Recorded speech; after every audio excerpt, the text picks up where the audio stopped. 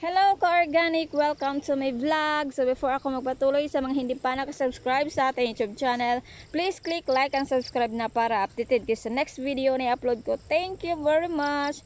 So ayan, meron tayo ditong saluyot or jute in English. Ayan.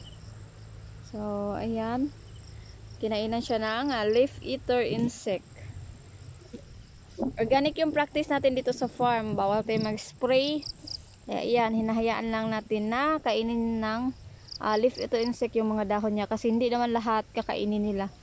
Ayan, so meron tayong seeds dito. Ito ready na siya i-harvest. Mag seed production tayo ng ito saluyot para marami tayong i-share sa ating mga farmers na gusto magtanim din ng saluyot. So yun lang muna for today's video. Thank you for watching and see you to my next vlog. Go organic saluyot!